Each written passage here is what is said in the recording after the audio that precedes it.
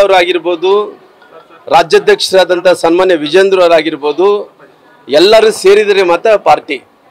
ನಾನು ನಿನ್ನೆ ಮೊನ್ನೆ ಕೂಡ ಹೇಳಿಕೆಯನ್ನು ಕೊಟ್ಟಿದ್ರೆ ಎಂಥ ಪರಿಸ್ಥಿತಿಯಲ್ಲೂ ಕೂಡ ಏನು ಹೈಕಮಾಂಡ್ ಎದುರುಗಡೆ ಇವತ್ತು ಹೋಗಿ ಯತ್ನಾಳ್ ಅವರು ನೋಟಿಸ್ಗೆ ಉತ್ತರವನ್ನು ಕೊಡಬೇಕು ಅಂತೇಳಿ ಅಲ್ಲಿ ಹೋದಂಥ ಟೈಮಲ್ಲಿ ಕೂಡ ನಾನು ಸ್ಪಷ್ಟವಾಗಿ ಹೇಳಿದ್ದೀನಿ, ಇವತ್ತು ಎಂಥ ಪರಿಸ್ಥಿತಿಯಲ್ಲೂ ಕೂಡ ಯತ್ನಾಳ್ ಅವರು ಕೂಡ ಪಾರ್ಟಿಯಲ್ಲಿ ಉಳಿಬೇಕು, ಸನ್ಮಾನ್ಯ ವಿಜೇಂದ್ರ ಅವರು ಕೂಡ ಎಲ್ಲರೂ ಕೂಡ ಸೇರಿಕೊಂಡು ಒಗ್ಗಟ್ಟಾಗಬೇಕು.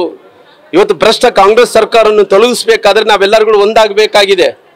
ಇವತ್ತು 137 ಸ್ಥಾನಗಳು ಬಂದು ಇಷ್ಟೊಂದು ಜನರು ಪ್ರಾಣ ಹೋಗ್ತಾ ಇದಾವ.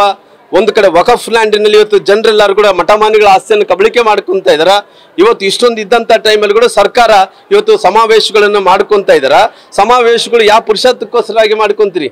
ಏನು ಇಡಿಯವರು ನಿಮ್ಮನ್ನ ಮುಂದೆ ನಾನು ಮುಟ್ಟಿದ್ರೆ ಇಷ್ಟೊಂದು ಜನಬೆಂಬಲವಿದೆ, ನನಗೆ ಜನಸಂಖ್ಯೆ ಇದೆ ನನ್ನ ಎದುರುಗಡೆ ಅನ್ನಂತ ನೋಡ್ಸೋ ಸಲುವಾಗಿ ನನ್ನ ಶಕ್ತಿ ಪ್ರದರ್ಶನ ಮಾಡಬೇಕು ಅಂತೇಳಿ ಇಡಿನ ಮುಂದೆ ಇನ್ನೊಬ್ಬ CBI ಅವ್ರನ್ನ ಇಲ್ಲಿದ್ರೆ ಇನ್ನೊಬ್ಬರು ಏನನ್ನ ತೊಂದರೆ ಮಾಡಿದ್ರೆ ನಾನು ಮುಖ್ಯಮಂತ್ರಿ ಆಗಿ ನನ್ನ ಮುಟ್ಟಕ್ಕಾಗಲ್ಲ, ನಾನು ಇಷ್ಟೊಂದು ದೊಡ್ಡ ಶಕ್ತಿ ಇದೆ ಅಂತ ನೋಡ್ಸೋ ಸಲುವಾಗಿ ಇವತ್ತು ಇಷ್ಟೊಂದು ದೊಡ್ಡ ಸಮಾವೇಶಗಳು ಮಾಡ್ತೀರಿ.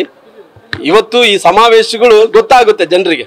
ಇವತ್ತು ಇಷ್ಟೊಂದು ದೊಡ್ಡ ಅನಾಹುತ ಆಗ್ತಿದ್ರೆ ನಿಮ್ಮ ಮಂತ್ರಿಗಳು ಬರ್ತಾ ಇಲ್ಲ, ಯಾವ ಪುರುಷತ್ವಕ್ಕೋಸ್ಕರವಾಗಿ ಸಮಾವೇಶಗಳು ಮಾಡ್ಕೊಂತ ಇದ್ದೀರಪ್ಪ? ಇವತ್ತು ಇಷ್ಟು ಮಂದಿ ಬಾಣಂತಿರ ಸತ್ರ ನಿಮ್ಮ ಮಂತ್ರಿಗಳು ಬಂದಿಲ್ಲ, ಜಿಲ್ಲಾ ಮಂತ್ರಿಗಳು ಬಂದಿಲ್ಲ, ಯಾವನು ಇವತ್ತು ಸತ್ತಂತವ್ರಿಗೆ ಸಾಂತ್ವನ ಹೇಳಿಲ್ಲ, ಅವ್ರಿಗೆ ಪರಿಹಾರವನ್ನು ಕೊಟ್ಟಿಲ್ಲ, ಏನು ಸತ್ತಿದ್ದಾರೆ ಅಂತೇಳಿ ಕೇಳಿಲ್ಲ. ಅವನು ಇವತ್ತು ಸಮಾವೇಶ ಮಾಡ್ಕೊಂತಾನೆ. ಸಮಾವೇಶ ಏನಂದ್ರೆ ಅದರ ಬ್ಯಾಕ್ಗ್ರೌಂಡ್ ಬಂದು ನಾಳೆ ಇಡಿ ಆಗಲಿ ನನ್ನ ಮುಖ್ಯಮಂತ್ರಿ ಕುರ್ಚಿ ಆಗಲಿ ಅಲ್ಲಾಡಿಸಬಾರ್ದು, ನಾನು ಇಡಿಯವರು ಅರೆಸ್ಟ್ ಮಾಡಬಾರ್ದು. ಇವತ್ತು ಇಷ್ಟು ದಿನಗಳ ಕಾಲ ಮುಖ್ಯಮಂತ್ರಿ ತಪ್ಪು ಮಾಡಿಲ್ಲ ಅಂತ ಹೇಳ್ದಲ್ಲ, ಇಡಿಯಲ್ಲಿ ರಿಪೋರ್ಟ್ ಕೊಟ್ಟಾರಲ್ಲ. ಇವತ್ತು ಇಡಿಯಲ್ಲಿ ಕೂಡ ಮುಖ್ಯಮಂತ್ರಿಗಳು ಇವತ್ತು ಬಡವರು ಸೈಟ್ ಅನ್ನು ಹಂಚಿಕೆ ವಿಚಾರದಲ್ಲಿ ಇವತ್ತು ಸುಮಾರು 700 ಕೋಟಿ ರೂಪಾಯಿ ಅವ್ಯವಹಾರ ಆಗಿದೆ ಅಂತೇಳಿ ಹೇಳಿದಾರಲ್ಲ.